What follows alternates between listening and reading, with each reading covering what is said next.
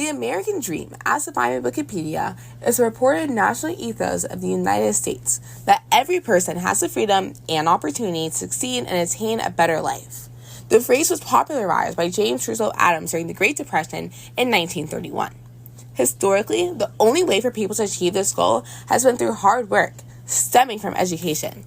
However, the ability to receive this higher education has disproportionately been inaccessible to minority communities for a long time, thereby locking marginalized groups from living their quote-unquote best life. To learn more about how the public views this issue, we interviewed 10 current high school students from Bronx Science and one teacher.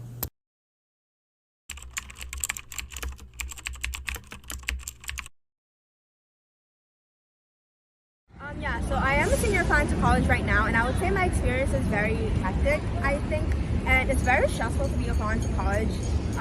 And like at this school, it's especially easy to feel like you're falling behind everyone else, just because, especially as a person of color, it's easy to feel like you're not doing enough or you don't have enough resources.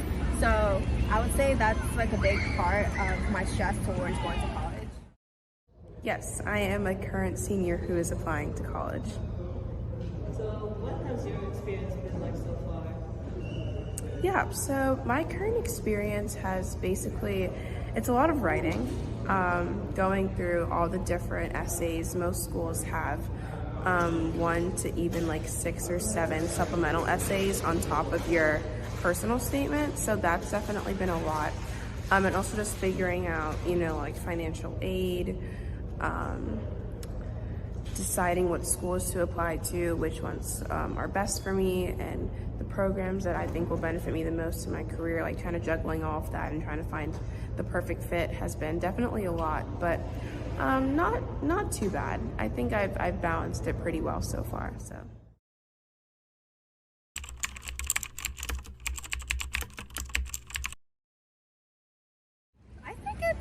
It could be better, honestly, especially with colleges. Sometimes they don't give you adequate enough information. You have to fish it out for yourself, and there's already so many things that you have to do. It can feel like too much and too much to handle. So like it's easy to burn yourself out, and I overall don't really like it.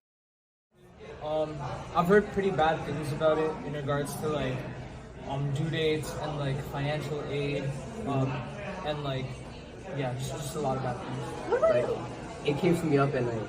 Like, it's in my nightmares. Like, and he's a junior. Yeah. So. Like, I woke up with sleep paralysis and I saw the college apps. Me too. Are you like really scared? Scared is an understatement. At your fine. Yeah, so like less competitive. Yeah. Yeah, I think that would ease up a lot of stress and burden on the part of the students. I feel like a lot of students are stressed because the college acceptance rates for a lot of the schools that Bronx Science kids want to go to are like so low, right? You hear like like Ivy Leagues being like 2%, 5% acceptance rates, which is like insane. And the competition's like so much more difficult because like everyone from around the world is competing for these spots versus like to get into Bronx Science, competing with everyone in New York City. Yeah. But now it's like on a global scale, so it's just a lot harder.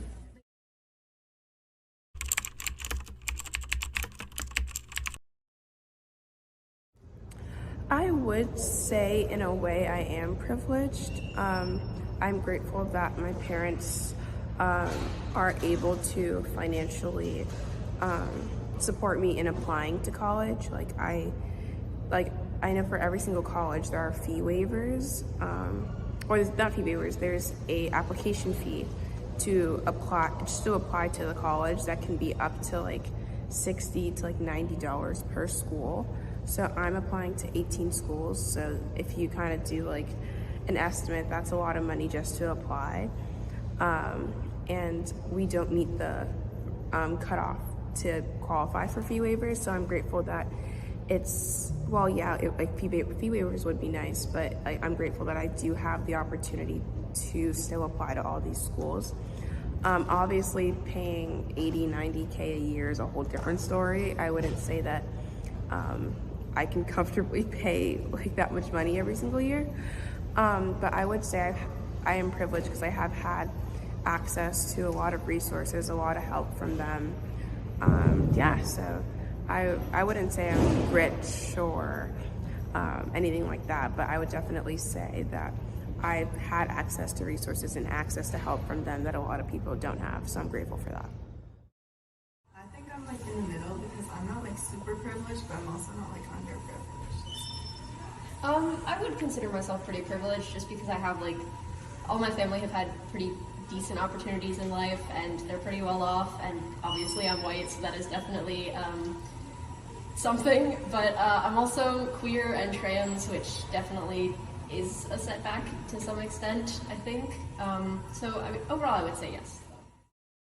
I would say in like Bronx science, we get a lot of resources and opportunities from help, like the college office, and we get a lot of like people from different colleges come and we can ask them questions. Yeah, I would agree. We get lots of people who come and visit, and so it's very easy to kind of know what you need to do, I guess.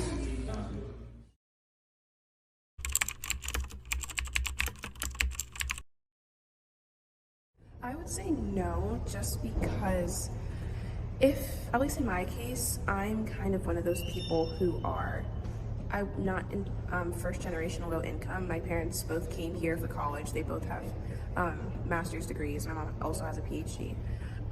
So I'm not first generation, I'm not low income, but I'm also, not like super rich. I can't just drop 80 or 90K a year on college for 4 years and, I want to go to med school. That's probably double the price.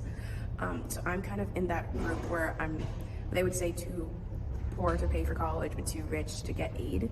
So I feel like a lot of people who are in that like more middle class area are at a disadvantage, because just because you don't exactly meet the requirements for financial aid doesn't mean that you can just afford college. There's people have siblings, people have mortgages, people have just, other things that they have to pay for. Like if your yearly income, for example, is $150,000, right? And you're above the cutoff. Let's say the college only gives you aid if you make like 100 or less. That doesn't mean that your parents or you don't just have $100,000 just laying around for college. That doesn't mean they're only going to spend $50,000. Like that's not how it works. So I feel like that makes it very unfair, because a majority of people are in that kind of like middle class branch, and it makes it much harder to figure out what you can afford for college, kind of dealing with that struggle. So I think it's not an entirely fair process. I don't think that everyone has like an equal opportunity and equal. So it's not a fair playing ground for sure. And I know the system overall is very rigged. So. No, because like if you look at like the studies and everything, like those who are like from a lower income or those who are from a higher income bracket tend to be able to like get into top universities by doing less. So yeah, so people in our income bracket, at least, that's not fair. Yeah, like money buys happiness. Where to? I feel like colleges, they tend to say that they treat like the same for all races, but I personally think that there's still to some extent that it plays like some kind of role in college application.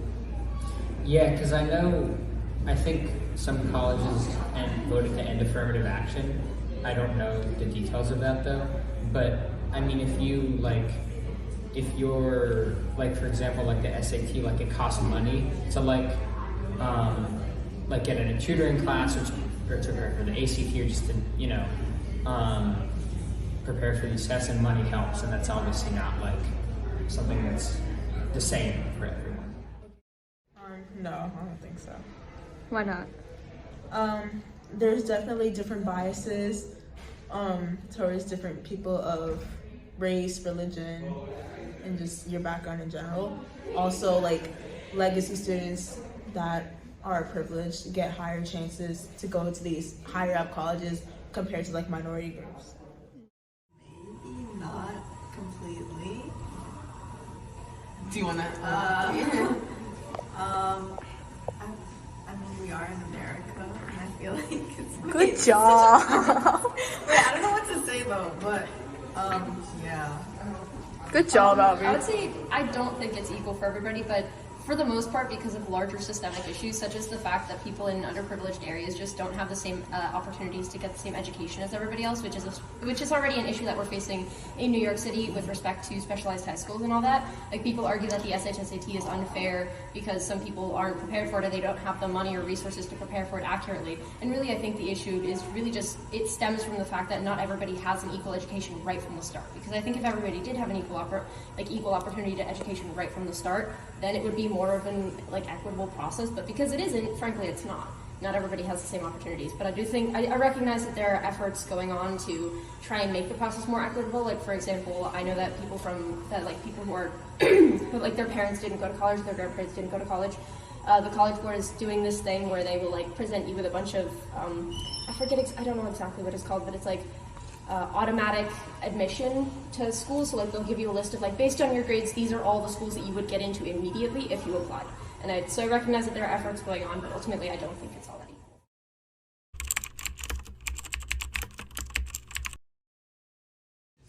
I think there should be some changes. I don't know. One student who prefers to remain unnamed claims, "We are raised like spring chickens to be the perfect college applicant, and that kind of caused us to lose all sense of individuality." The education system prescribes us this narrative of what it means to be happy and the linear recipe for it. We spend more than a decade in elementary, middle, and high school for a mere 4 years in college that will set up the rest of our lives to be satisfied. Yet, universities fail in the very beginning with the rigorous selection process because they take the humanity and uniqueness out of each candidate and simplify it down into this small box that not many people can fit into without altering some part of themselves. I challenge you to reject this notion. Question the extent of which the American dream can actually provide us with happiness, or do we have to forge our own paths to redefine life itself?